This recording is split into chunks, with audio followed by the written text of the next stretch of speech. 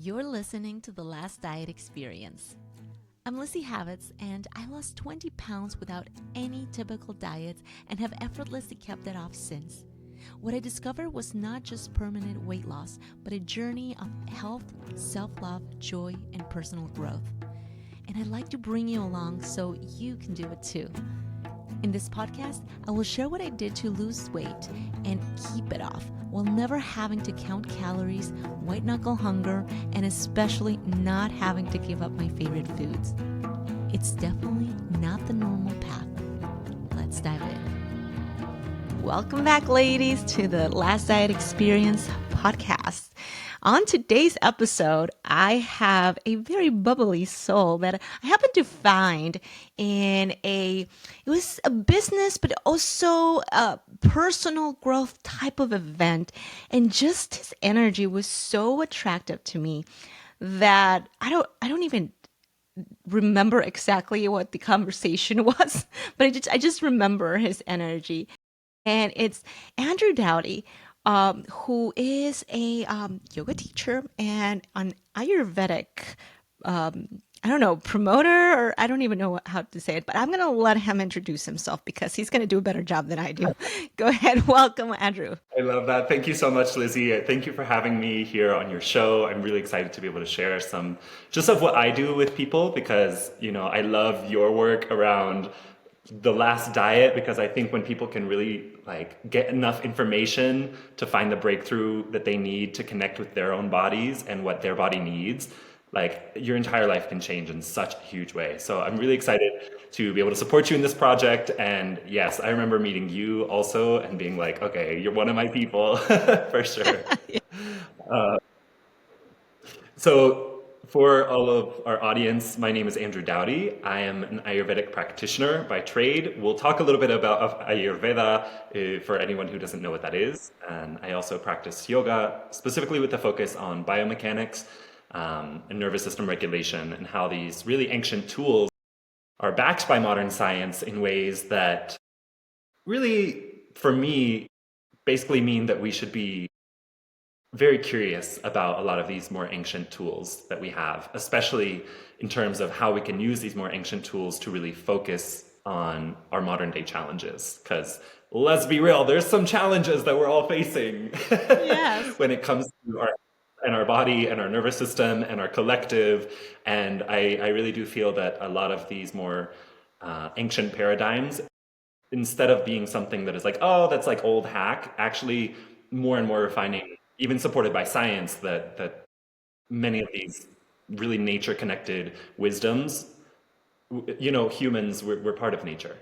So as much as we think, or feel that maybe now we're very attached to our screens or that we don't connect with nature just because we don't go touch grass or something, our body is made of nature and we're breathing nature and we are part of nature.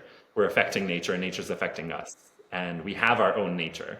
So really being able to connect to people who studied that for thousands of years before it was called science is really powerful for me.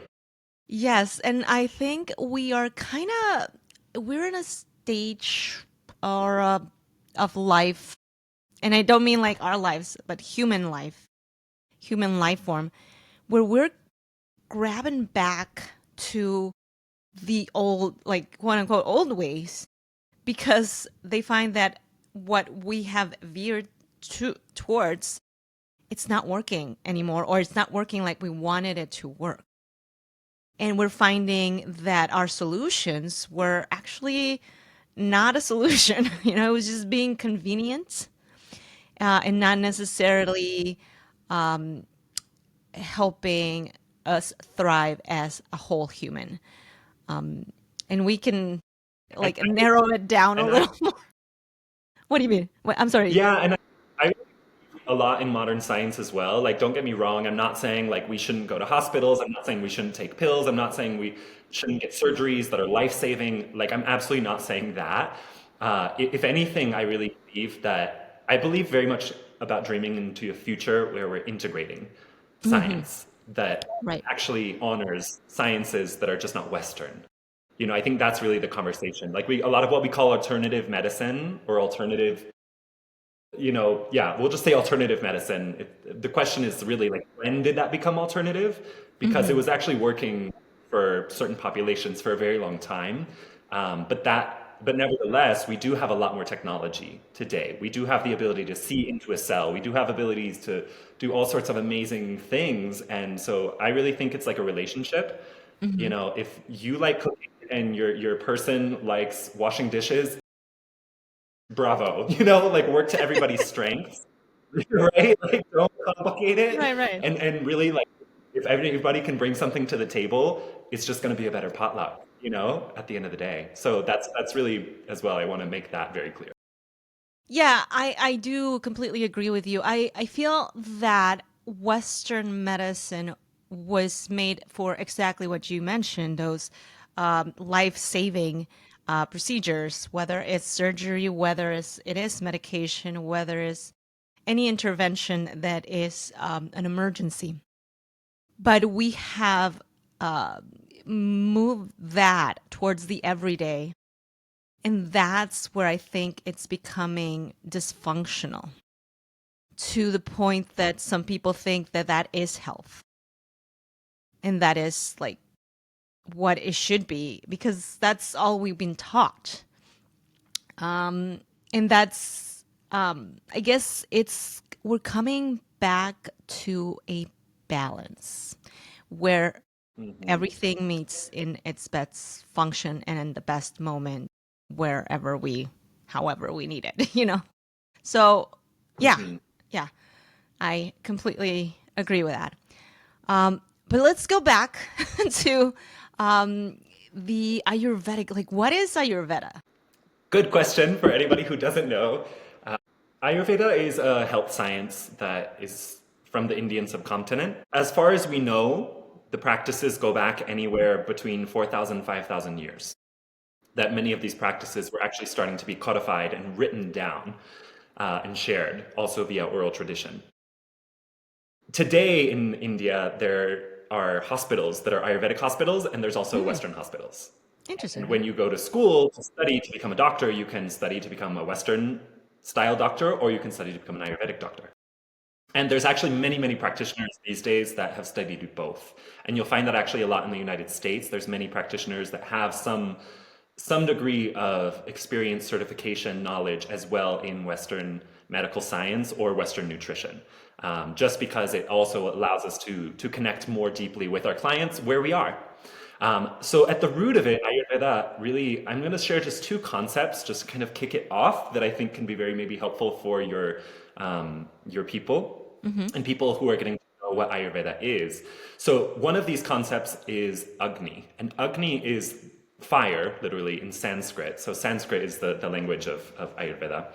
Um, Agni literally means fire, and when we look at it at a deeper level, we start to see that essentially we can equate it to the digestive fire, so it's your digestive capacity, but then also how your digestive capacity, you're able to digest food, but also emotions and other things. So your ability to process is like a fire. So you put too much on it, and it's like you eat a huge Thanksgiving meal and you feel way too heavy, way too bogged down, right? Your body's going to take some longer time to process, and there might be some bubbles going on in the guts, Mm-hmm. right? Whereas if you don't put enough in it, then also you can get a little hangry, right? That fire kind of gets bigger and bigger, and then it's like starving for air, right, and for Mm-hmm. more food. And also, we can see in the cases of certain people who do very interesting fasting or have very interesting diets that actually very much inhibits their digestive capacity later on.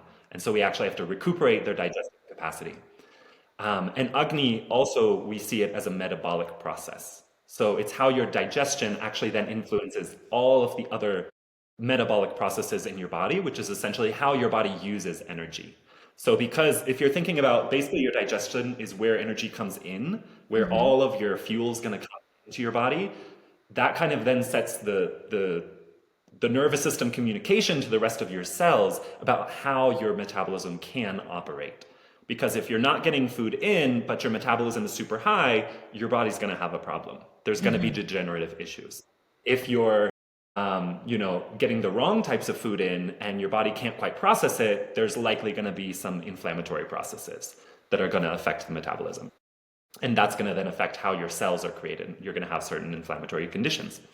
And then you can look at, say, like I gave that example of if you have a really huge meal and you're taking in way more calories or nutrients or food or toxins than your body can process, then you're going to end up with essentially accumulative conditions. So conditions where you're holding onto water, you're holding onto excess fat. Maybe even certain cases, say you have too many minerals coming in that you can't process, then you have things like kidney stones, right? And so you start to have these three main streams of conditions, whether it's degenerative, whether it's inflammatory, or whether it's accumulative. And then that becomes sort of our basis for what we call the doshas. So the doshas, if you go online and you look up Ayurveda body type or mind body type, it's a really interesting thing I would recommend everybody know. A lot of people know what their sun sign is, their astrology, Right.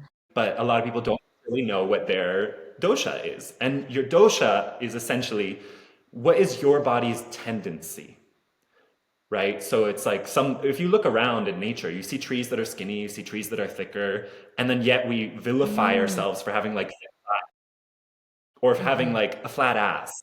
Sorry, I don't know if I can say it on your show, right? Yes. But we get in our heads about how our body should look, and Ayurveda really teaches us that based on your genetic predisposition, your body's gonna operate in a certain way, and it's just part of the diversity of.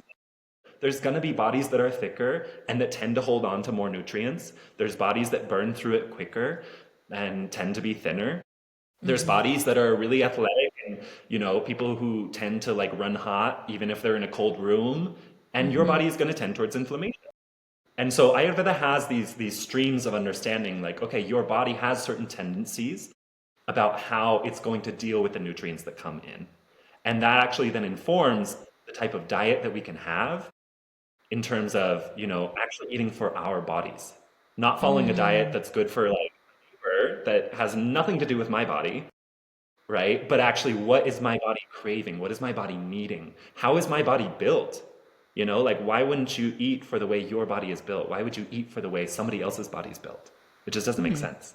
And it's all about then honoring that principle of your metabolism, your digestive capacity, because when you can honor that, you can get your metabolism right. And really, we're finding more and more through science and what Ayurveda has known for a long time, that many of what we call a chronic disease, so things that are affecting our organs, like chronic kidney disease or I don't know, things that are autoimmune conditions, right? All of these types of conditions have to do with our metabolism because that is just how our body is using energy, how it's then allocating its resources and actually, in a way, misallocating those resources. And can someone just, you know, how you find your sun sign just by your birthday, right? Is it that easy to find your dosha? Normally, there's quizzes. I mean, if you really want to get into it, yes, there's some linkage with astrology according to Vedic sciences. Huh? But the best way is, yeah, to go and try and find an online dosha quiz, mind body, Ayurvedic mind body type. If you just Google that, Okay. there's normally a quiz. They'll ask you about your frame, your hair, do you tend to run hot or cold? So it's just asking you things about your body, which in a way also kind of helps you become a little more conscious and aware of like, oh, I didn't realize that might be different than somebody else. Like we all know that friend that like it has cold hands and feet constantly, but we never necessarily think of like, oh, that's maybe how their body's operating, and that there's also something that they could do in their diet that could actually make them have a much higher quality of life. Like that's not really something I feel like we think about No. in the Western world so much. But from an Ayurvedic lens, it's like, well, when you can create balance and harmony in your body and what it needs, if you have cold hands and feet, like put on socks, right? But it's also then saying, okay, how can you also then approach that from from an internal landscape? Not just waiting for the external landscape to change, but how can you cultivate an inner landscape? So yeah, if Right. people just Google like mind body type or dosha quiz, DOSHA, there's a lot of quizzes. That's kind of how they can get Okay. started. Awesome. All right. So, Hmm. what I was very interested in talking about with you, I mean, this is all very interesting. I'm not knocking it, but it's about detox. Because I see some of my ladies talking about detox. Now, I'm definitely not the expert, but having a fruit juice first thing in the morning, all that sugar can set you up for a roller coaster of a glucose spike and hunger throughout your day. So I definitely don't Mhm. recommend it. But then I don't know what to recommend, because they still want to do the detox. But let's start with like, what is even to detoxify? Right. Right. And I think that's such it's a really important question that you're asking, Lizzie, because I feel like there's maybe you could also attest to this. Something that I've seen is there is sometimes a very direct, I want to say confusion. I was going to say correlation, but there's a very direct confusion between detoxification and weight loss. As if, like, oh, I have some extra weight that I'm holding on to, I need to detox. And it's like, those are two different things. Like they're kind of two different things. Can they be related? Absolutely. Because once again, at least from an Ayurvedic perspective, we're talking about metabolism, we're talking about how your body's using resources. But that also then means we need to go back to that concept of Agni to then talk about what in the world we're even talking about when it comes to detoxification.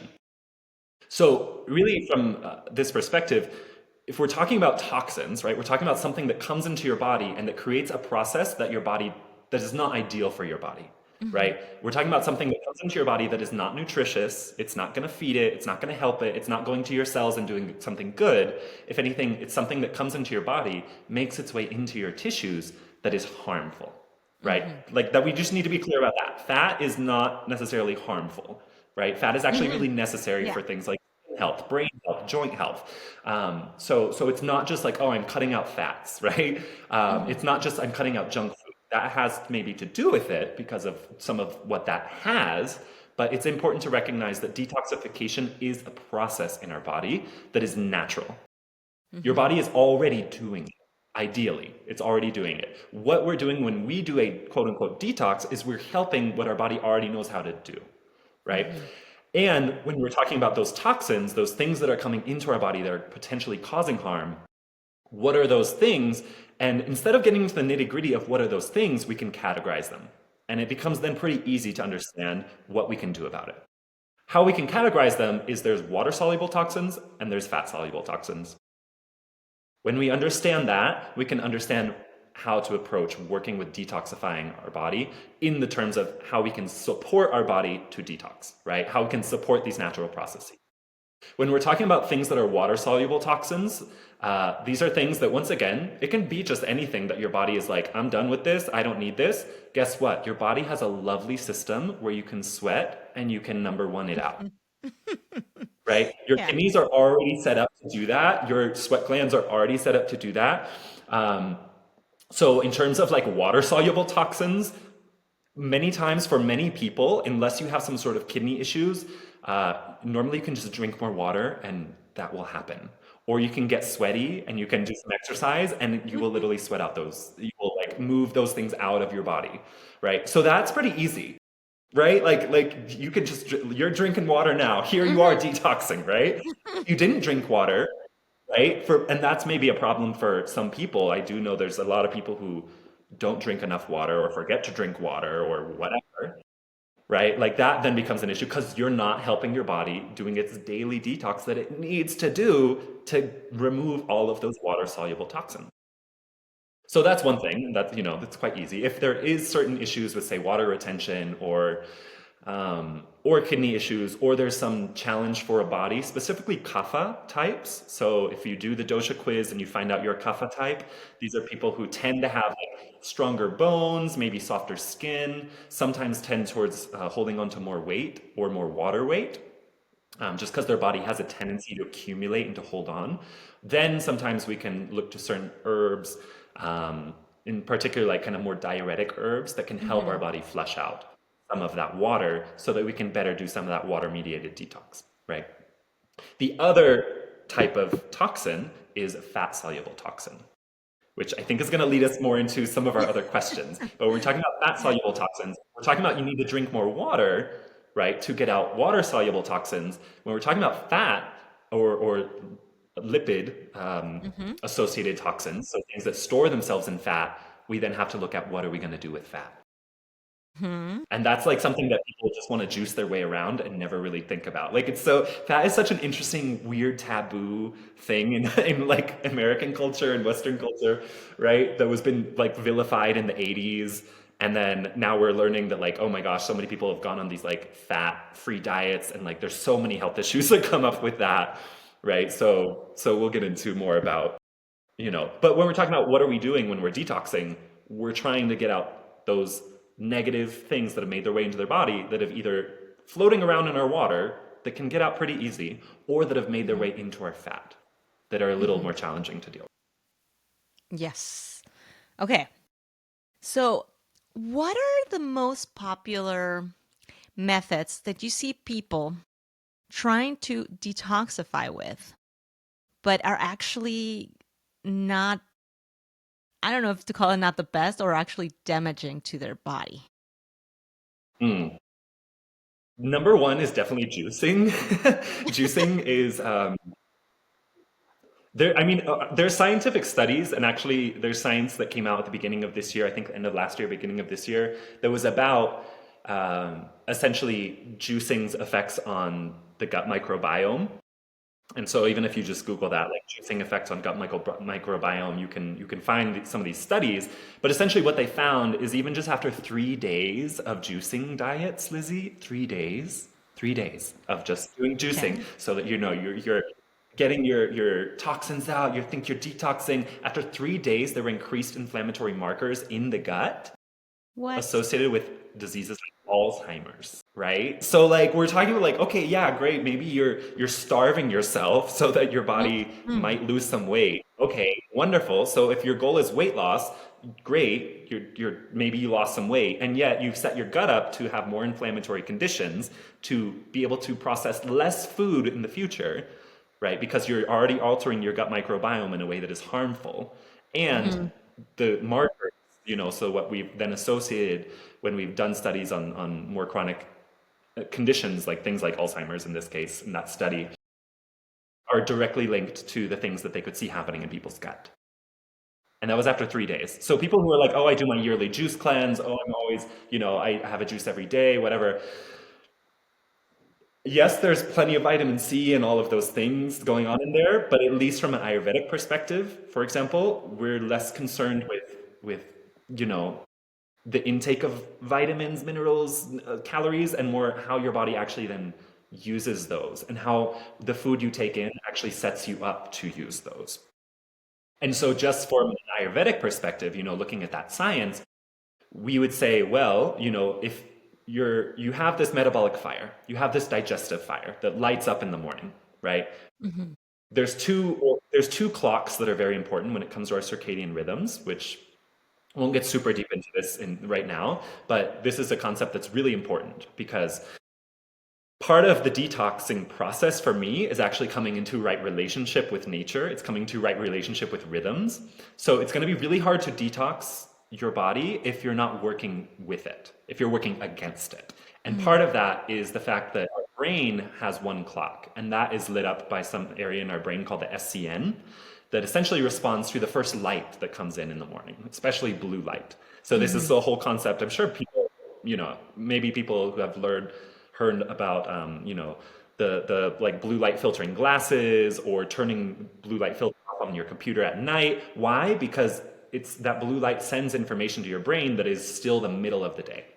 And Mm-hmm. that tells your brain to do a certain thing with your body's energy, with your body's calories, right? Because during the day, we as humans, we evolved to be diurnal animals. Mm-hmm. We can't see in the dark. So we can't hunt in the dark. We're not cats. We're not panthers, as foxy as some of us maybe feel sometimes. We can't see in the dark. So our ancestors never evolved really to like go out hunting and eating in the middle of the night. Rather, that was a daytime activity. And so Mm-hmm. that then links up in the brain of like, okay, there's light. That's when I need to use my energy. And at nighttime is actually when I'm doing a lot of the detoxing, anyways. So as well, if we're not getting good sleep, your body's not really going to have much of time to do some of this very important detoxing. Like not sleeping will literally kill you, right? Yes. And then the other part of that, right? It will like so that's part It of it will too, literally right? You kill can you. detox your sleep habits. You can detox your phone. right? Because that is literally creating toxins for your body because your brain is still on and still using energy, and that's going to yeah, that's going to communicate a whole set of issues further down the chain. Because the other thing that's very important is actually what we call the organ clock. And you can also call these clock genes. You can look into this information, super interesting. So it's actually the fact that your cells, there's cycles in nature and there's cycles in our body. Like we don't, all of us would go crazy if we were working 24/7. Same Right. for our body. So our Mm-hmm. bodies have these cycles where they're doing their thing, and then they have cycles where they got to get rid of the old cells, they got to get rid of trash, they got to take it out. So if we're not allowing those processes to happen, your body's not doing the detox, or Mm-hmm. at least it's not doing it well. Mm-hmm. And so the other part of that, yeah, is actually the first bit of food that goes into your gut in the morning sets off your organ clocks because your stomach then has to have a whole chemical reaction to the food that's coming in to Mm-hmm. actually process it. Right? So your gut brain has all of these signals that go off to say, okay, food just came in, everybody get going. Because if the stomach gets going, okay, soon the intestines are going to have to get going. Soon the colon's going to have to get going. Soon the kidney's going to have to get going. Soon the liver's going to have to get going. Soon all these other organs in our organ ring are going to have to start turning on to get the factory going, to get things going, to get the chef, chef chops her food, puts it in the pan, that has to go out to the tables, they have to take it, they have to wash the dishes, right? Our body has to be able to do that. When those things are not in sync, we start to have issues. So when our brain and our gut are literally not aligned, there's some problems that can come up. Hmm. Okay, so What was the this original triggered. question? No, you did, but like this triggered Yeah, I another was like, did that question answer? though. Okay. If you're seeing my How face of about a juicing? puzzle here. We were talking about juicing. Can I finish this really quick? I just found my Go thread. ahead. Well, okay, so the thing is, according to Ayurveda, right, talking about that, so taking that into account, our brain is doing one thing, our gut's doing another thing. Part of what we look at from the Ayurvedic perspective and why we call it fire is because we need to get our metabolism up and going in the morning. Right? Like when you wake up in the morning, you're kind of like snotty, you're a little mucusy, you maybe feel a little heavy or groggy. Like that's very normal to feel in the morning. And if you look around in nature, it's cold, it's dewy, it's wet, right? And so why would we put something that is cold and wet onto something that is already cold and wet, but that actually needs to make it up to be warm and hot and thriving and going? So from an Ayurvedic perspective, like, no, we don't need a juice in the morning. We need something warm. You need a warm tea. You need something warm and cooked and fresh, and that will actually help you get your metabolism going. And here's a little fun scientific fact for people who are still interested in weight loss. There's scientific studies actually about how calories are not actually the thing. Mm-hmm. It's actually timing. Why I brought up the whole thing about circadian rhythms. Mm-hmm. The studies show that actually people can eat less calories, essentially. Uh, but let me rephrase it like this. Essentially, people who eat late in the night can eat less calories. Like you can skip breakfast, you can skip lunch, and then you have like your one meal because you're doing intermittent fasting late at night. Those people, even though they're eating less calories, will gain more weight than Mm-hmm. people who eat more calories, but that actually have a breakfast that is warm and cooked. So more calories, science, the kind of modern nutritional science tells us about like calorie deficits, and Mm-hmm. modern science is showing us that calorie deficit is not the answer. The answer is when your metabolism is able to process those calories, which guess what? Early in the morning, if you have breakfast, you get your metabolism going, which then burns more calories throughout the day. Even if you eat more calories, you restrict your calories, you have a juice in the morning, you're creating inflammation in your gut, and you're going to be holding on to more weight. And you're probably going to have hunger cravings, and like that creates a whole other thing that I know that's a lot of what you talk about with people as well. Yeah, and so that's exactly where I was going. That's exactly what was triggered because my saying is eat with the day, rest with the night.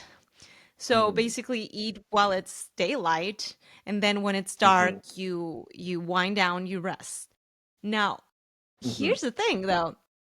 We you already mentioned the screens and the blue light. We have artificial light with our normal switch on lights that we have in our home. And mhm, we have uh, people that wind down watching TV. I am guilty of that. I'm one of those.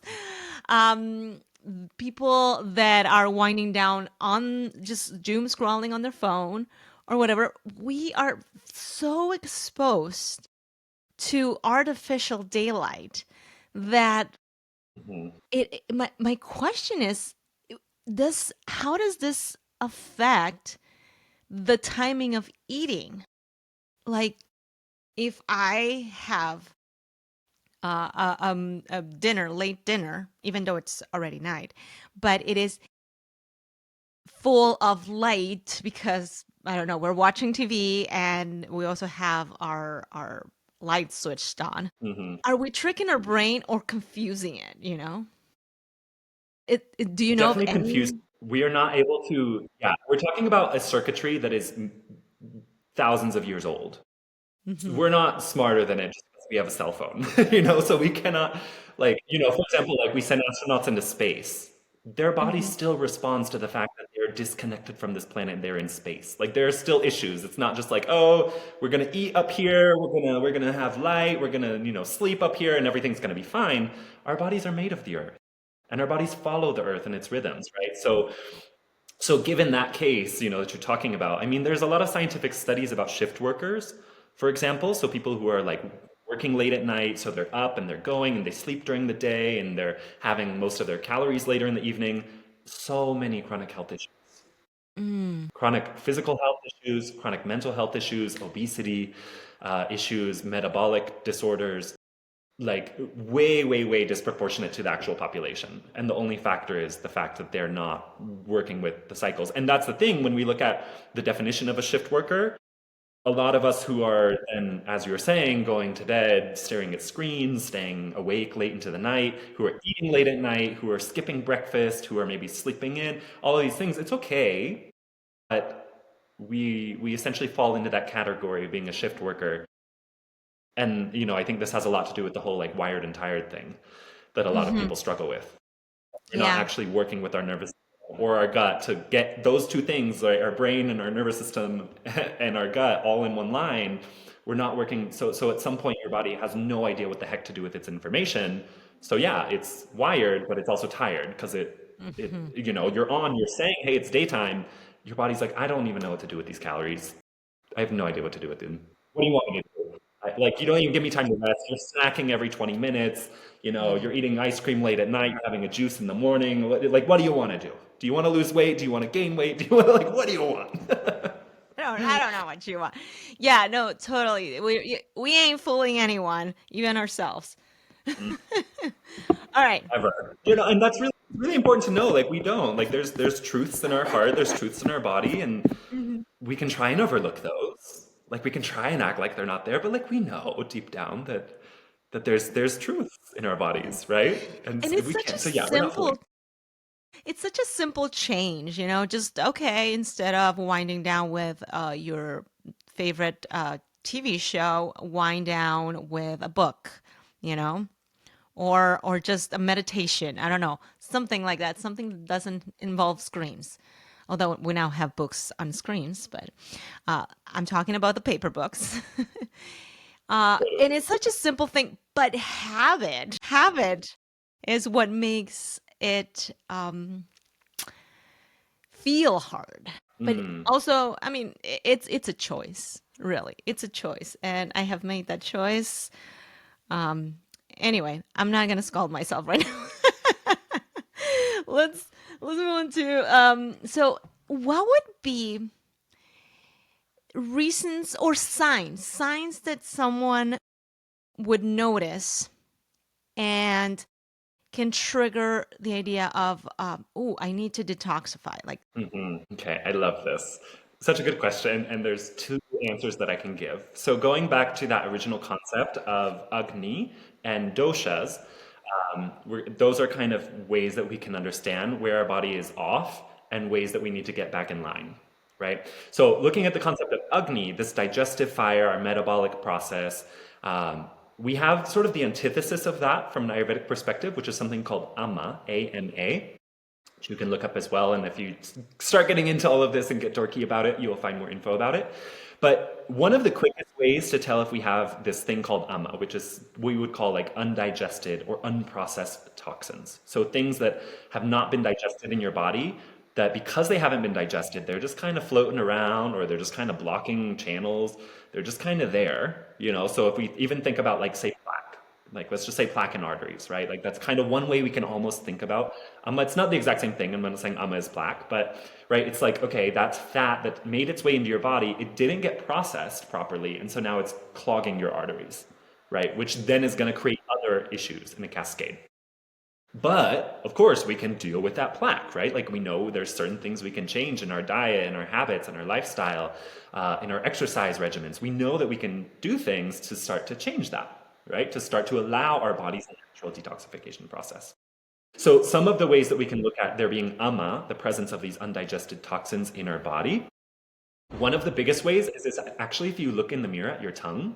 So if you like stick out your tongue like you're at the doctor, like and you see if there's a ton of white coating on that, from an Ayurvedic perspective, there's ama.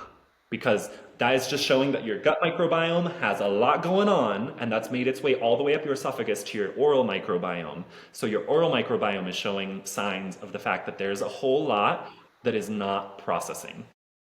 And thus, it is actually feeding gut bacteria and, in this case, oral microbiome bacteria that is not ideal, that is having this overgrowth. Our tongue should ideally, yeah, it's okay if it has some coating, but it should not be this thick white coating. There should not be like crazy spots on it. There should not be like strange colors on it. Like all of that is an indication that something's going on further down the line. And if that's going on in your gut, then it's going to have, as I said, in the same case with plaque, that's going to have other issues throughout the body. Period. So that's one way to know. Another way to know that we have ama is like, say, if you're getting a lot of recurring headaches, if you just have a lot of aches and pains, it's kind of a sign like, okay, well, what's really going on with your body? You know, like it's something to be concerned about in that, you know, we shouldn't just normalize pain. We shouldn't just normalize discomfort. You know, a lot of times there's a lot of memes, right? Like, oh, you know, like trying to get out of bed after 30 and it's like somebody's like falling apart and cracking and creaking and pain. And it's like, well, it maybe has a little bit more to do with how you're treating your body and how you're using your vessel than just the fact that, you know, past 30 years, obviously your metabolism starts to change, but as you age and how your body allocates resources changes, but that's not really an excuse to not take care of yourself because it just means that the way you care for yourself maybe needs to be a little more heightened or a little more or a little different, right? Instead of just leaving that by the wayside. And so, yeah, if we're having like these pains as well, like brain fog, like a lot of, if you're just feeling very foggy, if you're feeling kind of like out of it, if you're feeling like very detached from yourself, from an Ayurvedic perspective, we would say it's because there's something that hasn't processed between you and who you really are. You know, so it's like you're kind of like living in this like your soul, your higher self, your who you are, who you're meant to be is like here, but you're kind of like a few steps removed from that, and there's maybe something unprocessed between you and that. And so that kind of leaves you in this like foggy, like, okay, I'm just going through the motions in life kind of place. So those are some of the conditions of ama that we can look at that would definitely point us to like, okay, we want to, then what does that mean? We want to be able to strengthen our digestive fire, right? We want to take out a lot of cold foods. We want to take out, if we're doing too many raw foods, we want to go back to like warm cooked soul food, you know, because that's going to support that fire instead of like pouring cold water onto a campfire. Like we want to build that campfire back up so your body starts to process those types of toxins. The other way that we would know is actually from an Ayurvedic perspective when we have any type of chronic condition. And I actually find in my work, I feel like our language, or maybe our understanding of language needs to evolve a bit in that chronic just means that something happens over time and that it's persistent over time. And so, you know, we often think of like chronic heart failure or like Alzheimer's, but it doesn't necessarily need to be that much of a diagnosis. Like if you have inflammation in your joints that you're very aware of and you've been aware of it for a while, like that's a chronic condition. You know, if you have anxiety that's been around for forever, that's a chronic condition. And it's nothing to be ashamed of. It's just a sign of like, okay, something has made its way into your body that can shift. And I really want people to be able to know that. It's like it can shift. We're not stuck with these things necessarily.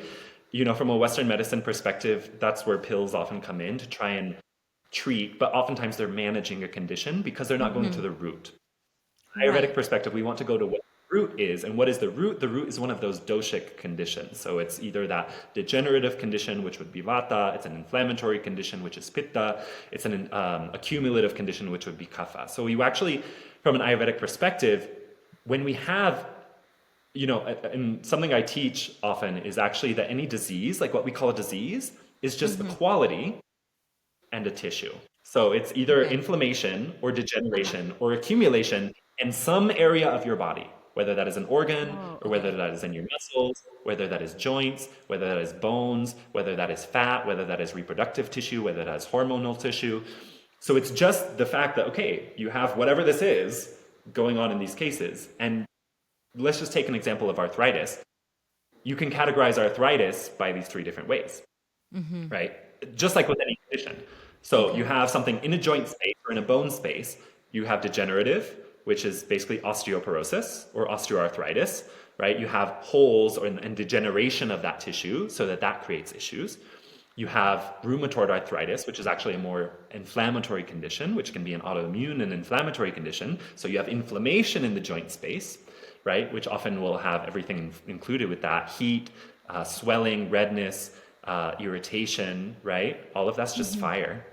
And when we look at, you could have something like a bone spur or a growth, right? Okay. Extra mineralization, right, in a joint Hmm. space that can then create tear because now you have extra bone that shouldn't be there that's now grinding. And that can be an accumulative condition.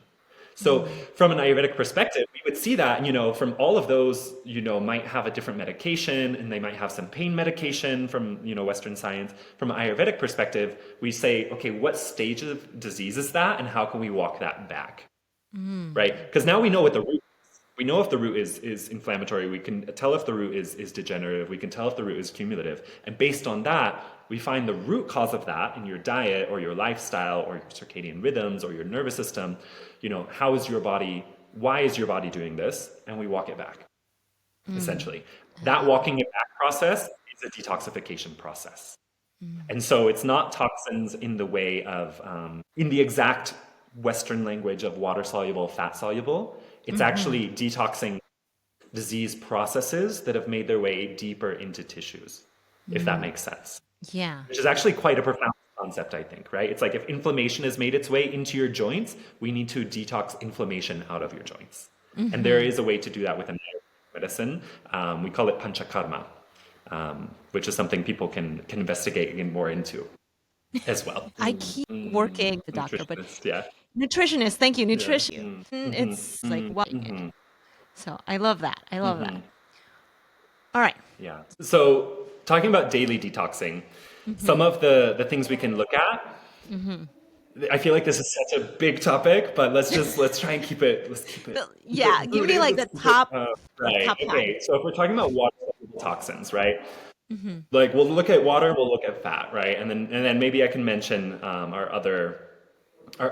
those other processes, right? Like how we can Okay. detox some of those other things.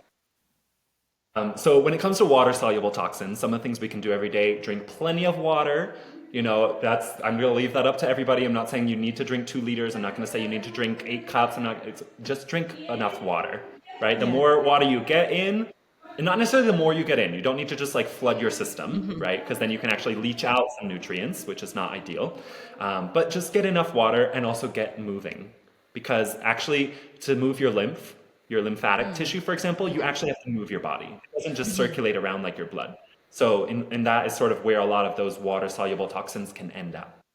So you have to get moving, and you ideally can get sweating, just a little bit of sweat every day, ideally. And if you can't get sweaty, ideally you just at least go on a walk, at least get moving, do a yoga practice, do anything, right? Anything is better than nothing. Even a little bit of something is better than nothing, right? When it comes to fat soluble toxins, something that we can do is actually not be afraid to include a little oil in our diet. Okay. As I mentioned, panchakarma. I won't get super into, how panchakarma works and how that technology works, this Ayurvedic detox process. But basically, there's 3 phases of that detox. The first phase is a preparation phase. and it's where we prep our body to be able to remove toxins in like a big way, right? And through these processes and therapies that we do. One of the main ways that we prep the body is through oleation. And that's essentially what we call when we oil the body. We oil it from the outside and from the inside. And something really, really amazingly interesting. Yeah, right? So it's like, what does that even mean? So for Tell me oiling more. the outside, yes, we call this abhyanga, and this is an oil massage. So you give yourself a full body oil massage, and your skin just soaks it in, and you are so soft afterwards. You know, you can use coconut oil, you can use sesame oil. Those would be the more traditional ones based on your skin. You know, if your skin's a little more reddish or more irritated, that's that when we go for coconut because it's fresh. It's, you know, it's a little like a little drink on the beach, like refreshing moment, right? Whereas if it's where if your body tends to more towards coolness, right, then you would go more towards sesame oil. But if those are not accessible to you, you can use olive oil, you can use avocado oil, you can really any oil is going to be nourishing for your body, right? Our skin, animal tissues, if you remember this from high school biology, you know, plants have cellulose walls, fungi have chitin. This is a you know, Oh does God, anybody yeah. remember this? Like, from physical biology, yeah. And then animal cells actually have fat lipid layer around it. So what does that mean? Our cells have a lipid layer around it. They have fat around it. And so for your skin cells in particular, it is literally part of its healthy barrier is to have a healthy layer of fat. And so you give yourself this oil massage, you can like shower off and your body, like your pores open with the warm water. It's going to take what it needs and then what you don't need can wash off, right? So it's a lovely, lovely process. For internal oleation, this gets us to the detoxing process because normally we would start by taking a small amount of ghee, which is clarified butter, as a teaspoon in the morning.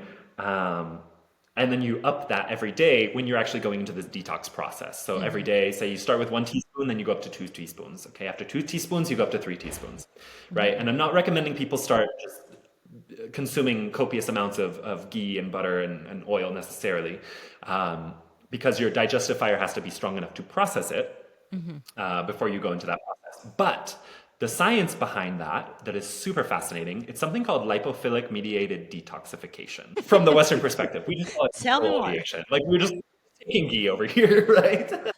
But actually, what some scientific studies have found as we've tracked, you know, how does actually that this taking ghee, right? This including ghee or fats in your diet, what does that actually do? There's a scientific study around after just 7 days of that process of taking more and more ghee, that actually there was a 48% reduction in something known as PCBs, which are essentially they're environmental toxins that are in everything like packaging, if there's plastic involved, like there's going to be PCBs. If there's preservatives involved, like any processed food, like there's going to be PCBs involved. Like they're industrial pollutants. They're like in the air. Like so you're taking in PCBs. We all have these, and these are fat Right. soluble. So you can't just drink enough water to get them out. They will make their way into your fat tissue, and they will cause issues. But there was almost a reduction of half in just 7 days, right? Like that's so incredible. And the other thing was actually pesticide-related toxins. There was a 58% reduction of those just from taking ghee. That's huge. And another thing is essentially like mini plastics. So like even smaller than microplastics, like when it just gets smaller and smaller and smaller, those have made their way into our bodies as well. Like we know that like Oh yeah. everybody's like hearts and like every organ in our body now has plastic. Thank you, 2025. Here we are. And yet, when plastic is small enough, it is fat soluble. And so, actually, by taking in fat, we can actually have a way to draw those out of our bodies and then remove them. So that is a really cool thing to keep in mind. I would say just include healthy diets in your or healthy fats in your diet. Like that is actually a detoxification process, right? Even just including some ghee, some clarified butter, or some olive oil, or cooking with oil, not being afraid of oil. That actually can help our body detox, which people, we like kind of think like fat is this evil thing, but it's actually one of the ways that your body can actually detox. I love that you said that because fat is one of the scary foods. You know, just because you eat fat doesn't mean that you're going to gain fat. And then actually your body needs the fat to work properly. And as you're saying right now, it's actually detoxifying. So it's, yeah, yes, I love that. And it just Right, kind and of, that's the thing. People are very concerned. We're very concerned with our intake of fat or of Mhm. carbohydrates or calories or proteins. But the real question is not just the intake of those, like how much, it's not just quantity, it's how much you are able to process it. Because if you cannot process it, you're going to have issues. And we see this, for example, like there's a lot of trending around like, especially I see a lot of, and yes, there is science behind like, especially for women, like getting enough protein in their diet and how it can help hormones. And yet that doesn't necessarily mean go chug protein powder, because Mhm. also people who are chugging all this protein powder that their body is not necessarily able to process can create issues with your kidneys, can create issues in other areas of your body. So it's not just like, oh, okay, I'm just getting my, I'm just checking a box, or I'm just getting enough, or I'm it's not just a mathematical equation. Our body is not a mathematical equation. It's actually how Right. we process these things, which is more of a question of metabolism and how we take care of our metabolism and our digestion than just how much of these things Mhm. we're eating. It's how these things actually create a chemical cascade in our body Mhm. that, as you said, like that white bread isn't really communicating anything to our body other than like, hey, save me, I'm starved. Like All right. So let's jump into this because we're already talking about microplastics.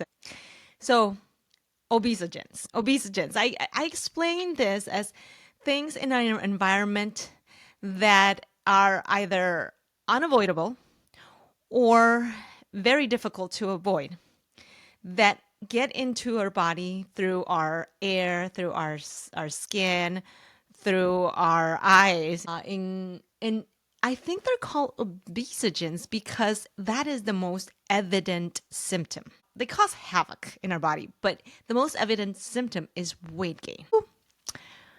Mm, I don't know. I just wanted to bring it up. I don't even have an exact question, but I think what you were talking about is like how it's either gonna collect in water or it's gonna collect in fat in our bodies, and so to actually let our bodies process all that, or not even process, because sometimes the body doesn't even know what to do with it, and what it does to defend itself and to protect you and keep you alive is to trap it in a fat cell and just keep growing those fat cells as you continue to consume those toxins that you're not even aware of, because it doesn't even have to be through food. It could be through what you breathe. It could be through the packaging of your organic food.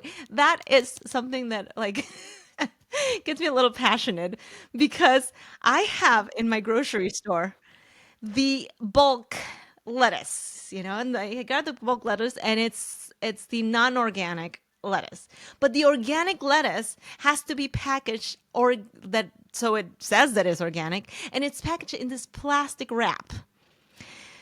And I stare at it for a few seconds. I'm like, okay, either I eat pesticides or I eat microplastics. both. Or both. Like, just, pick your There's poison. a scary diagram there. So it kind of it sounds very comedic, but that's what we're living. Um, and it's like really the only way I find that we can avoid this or try to minimize it is to just be aware. So we're stuck in this world where honestly it's, can we avoid the poison? And if not, what is the less damaging poison? I don't even know if this is a question for you, but what do you think about this world in that perspective? It's such an oxymoronic world we live in. And going back, it makes me think about like what we talked about at the beginning of the conversation, a bit about, we've very much, so many of us have become very wed to, oh, well, if there's not science behind it, I'm not interested. And we're curious, which is good as well. Like it's good that we want to know, and it's good that we're seeking for the truth. Science really, just science as is, I'm not saying Western science. Science is the art of finding the truth, right? Right. Um, and yet I think sometimes like we wait for there to be a scientific study to prove something that we already know, like that ingesting microplastics is bad for us, or that, ingesting all of these like chemical toxins is not natural and is going to create some sort of hormonal imbalance, is going to create cancer, is going to, it's like we I feel like most of us kind of know that at this point, So, and as you're saying, it's something that sadly is kind of unavoidable. In many ways, there are ways that we can avoid, as you said, with more conscious consumption, and yet, it's like there's stuff that has to happen on the front end and stuff that has to happen on the back end. And what I mean by that, it's like, okay, obviously there's the ways that we can try and navigate the external world a bit more wisely or a bit more consciously or with our health in mind, which would then have us create, make certain decisions. And yet the back end of that is the internal world, is the internal process. And really, there's a lot of understanding I think we all have to be able to do of saying like what is within my capacity and actually bolstering that, not becoming a victim to modernity and not becoming a victim to capitalism, not becoming a victim to industrial destruction of our environments and our bodies. But rather saying like, okay, there are things that we can do. So even through our dollars, we can, and our money, we can make more conscious decisions about where we would like all of that to go, for our collective. And yet that's part of it, is that decision-making process. And the other part of it is the actual internal environment we're generating. So what I mean by that is how equipped your body is to process those toxins as they come in, how equipped your body is to detoxify as they come in, how equipped your body is to stay healthy, how equipped your body is to work with what you got, to work with your body's blueprint to live your most healthy possible life, given whatever circumstances. So like whatever is happening out there, what are you actually creating internally in terms of harmony and balance?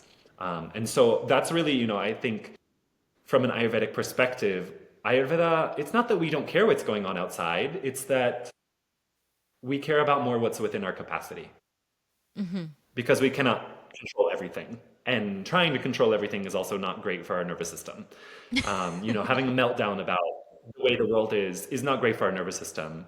Not saying don't process the grief and anger about the way things are, because that's also important, that's vital, but don't stay stuck there. Like that should move us into action. And what does that action mean?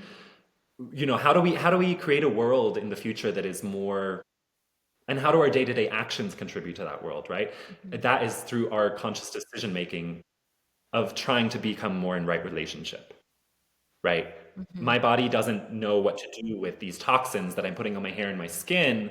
So how can I become more in right relationship with my little bit of Mother Nature? Is to say, no, nope. Like I can say no to those things. Cool. Like my hair can look all crazy and I can just like not give a shit about what other people think. Like that's not that hard, Whereas like, then it's like Ayurveda gives us this roadmap really to say, what can I do with my digestion? How can I detox?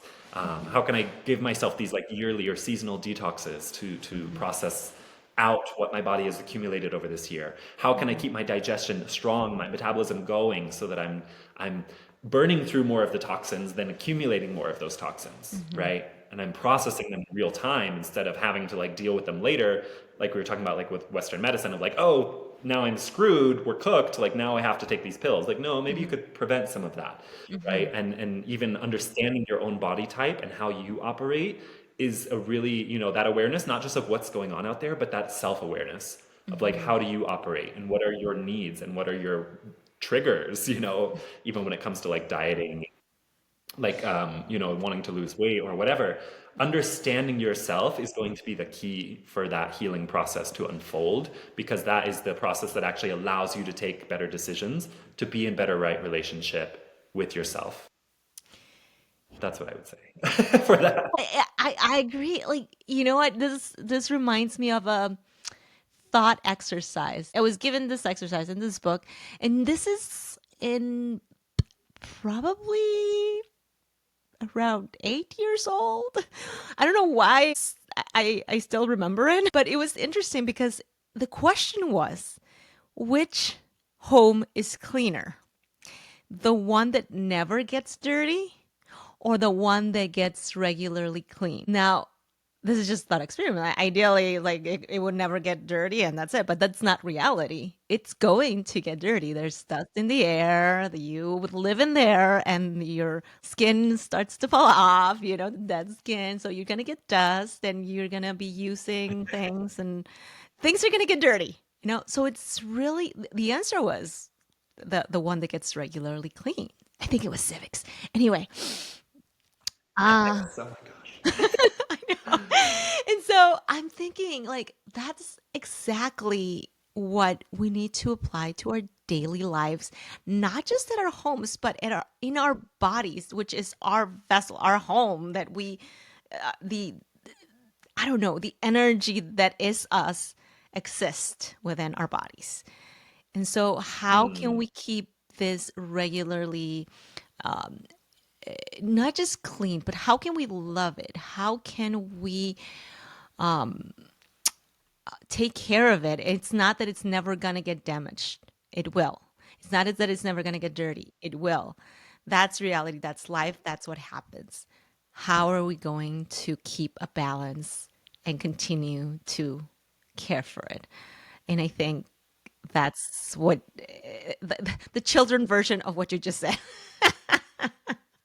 Love that. I love that. The question that it made me think, because what was the question? Was the thought experiment, which is better? Which is cleaner, the home that never gets dirty or the home that regularly is cleaned? Right. Because the question that came up in my mind to challenge that thought experiment was, instead of cleaner, because then if we apply it to our body, it's like, this is our home, this is our vessel. Mm-hmm. You know, rather than which is cleaner, which would you rather live in? Too.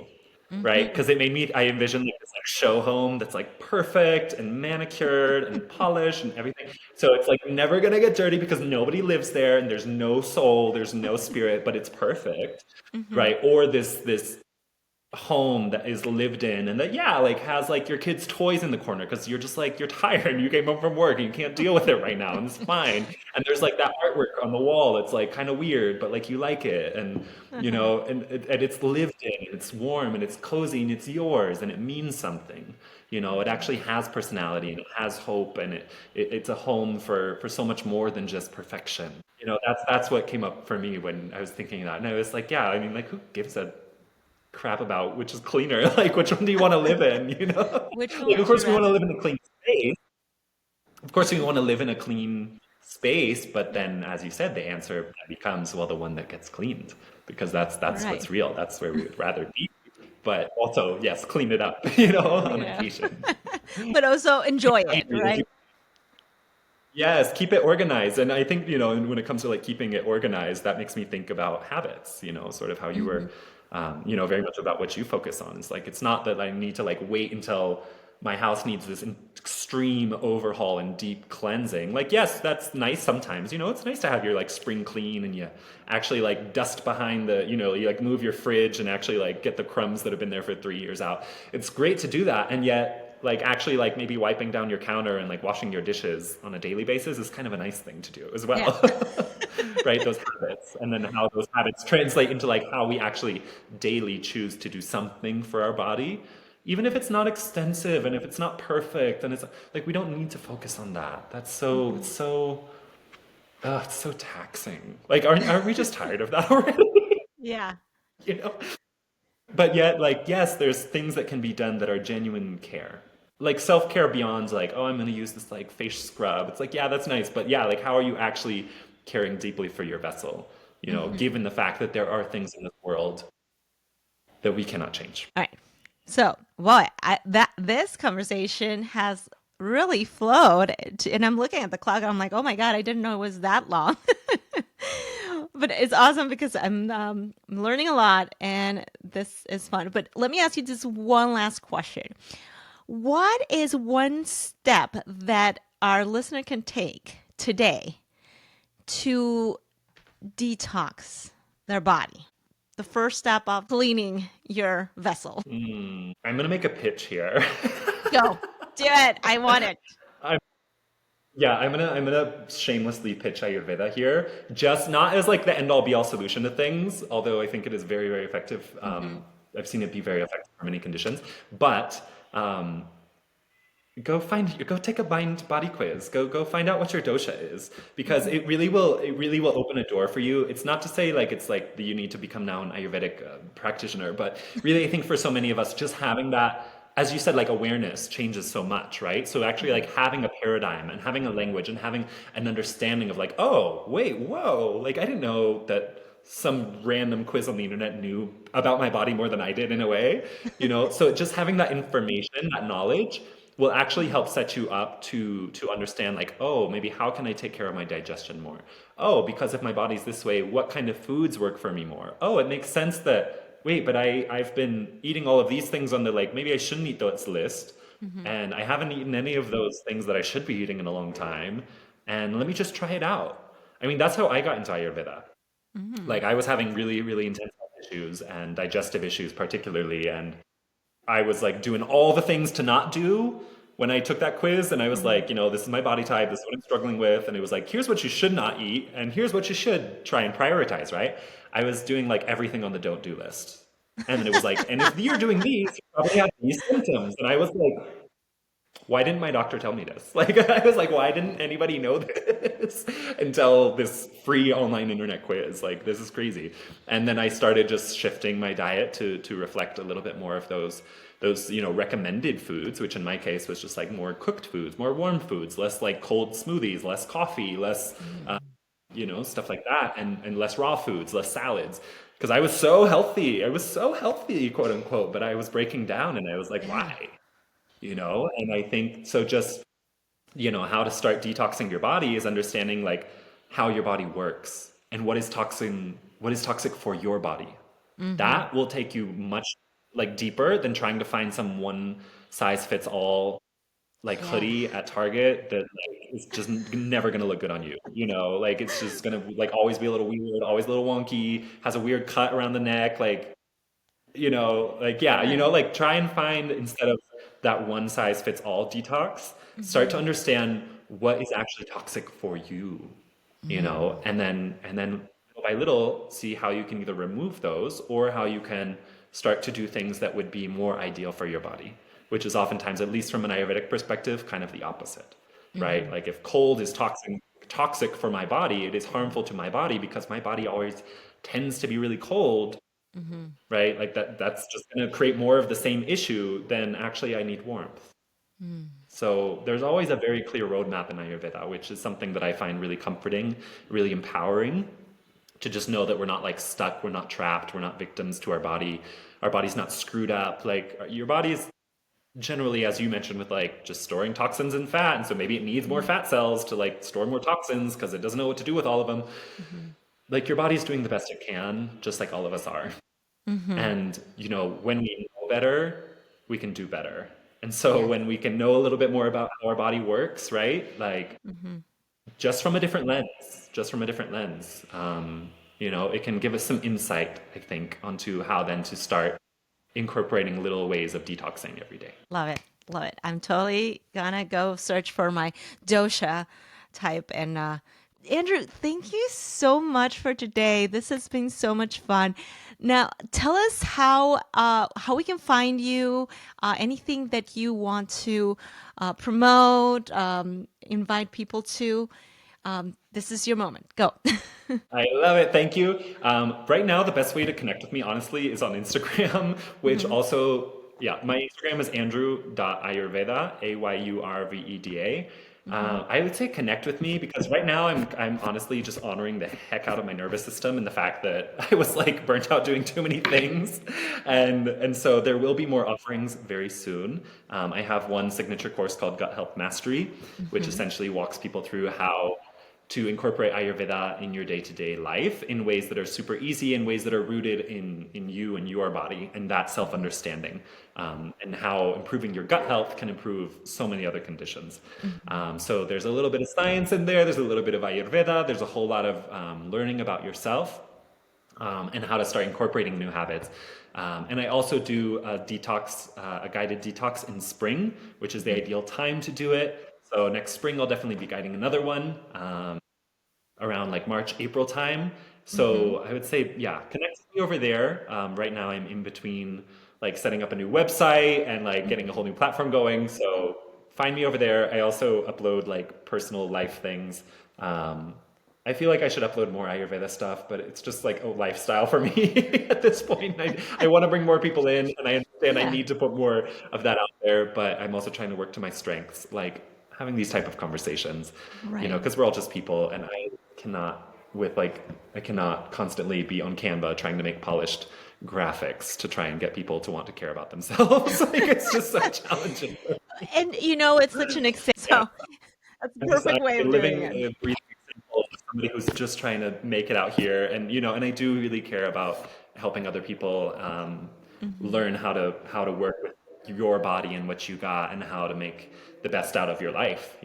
Using your health as a foundation for that. I mean, that's something that really lights me up, and I recognized like I also had to do that for myself. I could not be this Hmm. like self-sacrificing healer. And so, yeah, I've just taken some time to to do a little more rest, a little less screen time, a little less, trying to push so hard, and just listening to the rhythms of my body as well. And that's what I would love to invite other people into as well. So, come hang out with me on Instagram, and then, or send me a message if you're like particularly interested in this kind of stuff, Hmm. because I would love to be connected with you, and let's do stuff. Yes, awesome. So I will put your links on the show notes. And I invite everyone to go follow Andrew. You'll be learning more about his world and the Ayurveda and the yoga and all of that. Thank you so much, Andrew. Yes, thank you, Lizzie. I'm super excited to stay connected. Thank you so much Yes. for having me today. Thank you. Thanks for hanging out with me today. I hope it brought you a boost to your day. If you don't want to miss what's next, hit subscribe and come along for the ride. See you next time.